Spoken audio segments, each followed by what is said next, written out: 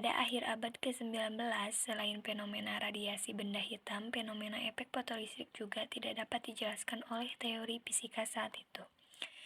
Jadi, efek fotolistrik adalah kita tembakan foto cahaya ke suatu logam, maka nanti logam ini akan melepaskan elektron sehingga elektronnya akan bergerak, maka disebut fotolistrik. Cahaya menghasilkan lepasan elektron atau listrik. Itu kira-kira efek fotolistrik.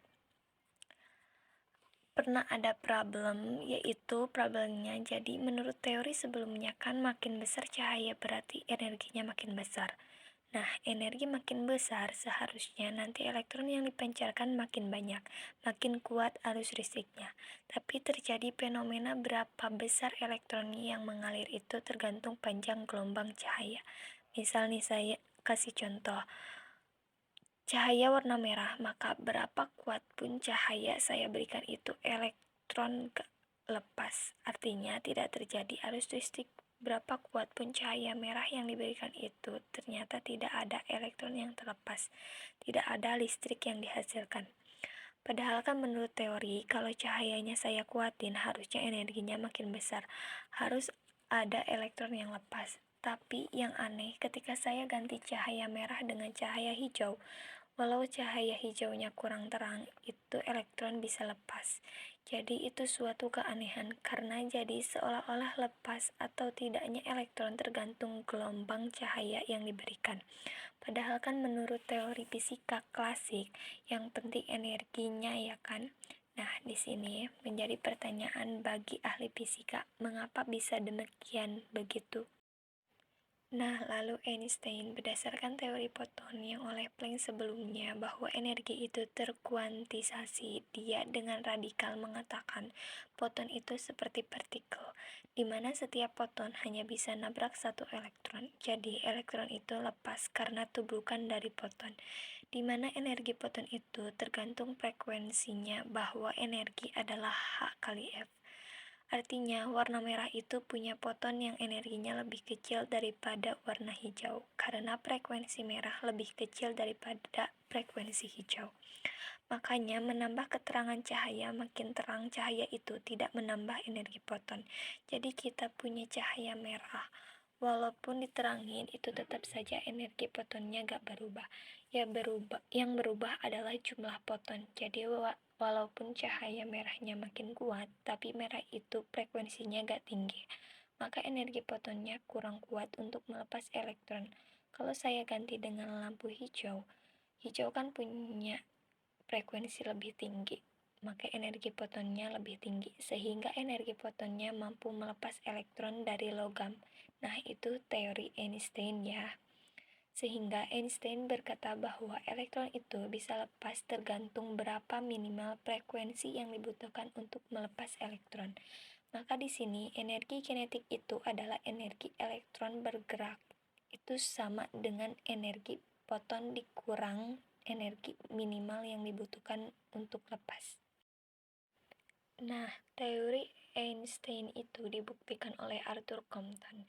Ia membuktikan bahwa foton atau cahaya tadi adalah partikel dengan cara ia menganggap foton ini seperti partikel kemudian menubruk elektron atau partikel. Jadi ketika partikel foton bertabrakan dengan partikel elektron, maka nanti elektron akan membentuk sudut terhadap horizontal. Lalu ia mengukur sudut pergeseran si fotonnya. Lalu ia bisa ukur perubahan panjang gelombang dengan rumus seperti di bawah. Adapun contoh soalnya yaitu pada sebuah eksperimen hamburan menggunakan berkas sinar X, diketahui fraksi perubahan panjang gelombang delta lambda per lambda adalah 1%. Saat sudut hamburannya 120 derajat, berapakah panjang gelombang sinar X yang digunakan? Nah, langsung saja kita masukkan ke dalam rumusnya. H-nya adalah tetapan Planck dengan 6,63 kali 10 pangkat min 34. Karena delta lambdanya diketahui, delta lambda per lambda sama dengan 1%, jadi delta lambda per lambda adalah 0,1%. maka kita dapatkan lambda adalah 3,64 kali 10 pangkat min 10. Efek fotolistrik dan efek Compton memunculkan gagasan dualisme gelombang partikel di mana cahaya tidak hanya memiliki sifat gelombang tetapi juga bersifat partikel. Sehingga foton itu memiliki momentum yang besarnya adalah H dibagi lambda, atau bisa juga diukur dengan energi dibagi kecepatan cahaya. Karena kalau kita turunkan, di sini kan energi itu H kali F ya, kemudian F itu kan C per lambda, maka lambda kita masukkan jadi H kali F. Nah, H kali F itu kan E, jadi kita bisa gunakan rumus P sama dengan H per lambda. Jadi momentum suatu foton tergantung panjang gelombangnya. Makin panjang gelombang, makin kecil momentumnya. Makin pendek panjang gelombang, makin besar momentumnya, karena berbanding terbalik. Nah, pada tahun 1924, Louis de Broglie mengusulkan hipotesisnya bahwa partikel yang bergerak juga memperlihatkan sifatnya sebagai gelombang. Hipotesis de Broglie tersebut kemudian dapat dibuktikan oleh Davidson dan Gamer pada tahun 1927 dengan diffraksi elektron. Maka di sini kita bisa hitung dengan lambda sama dengan H per F sama dengan juga H per MP. MP ini kecepatan gerak ya.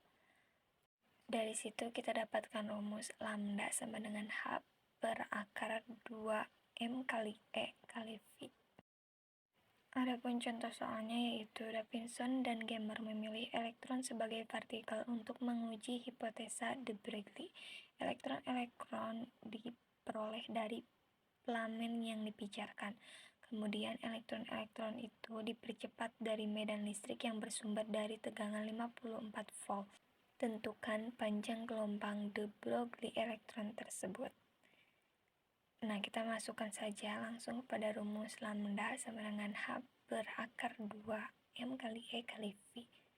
Lalu kita tinggal masukkan, maka hasilnya yaitu 1,65 kali 10 pangkat min 10 meter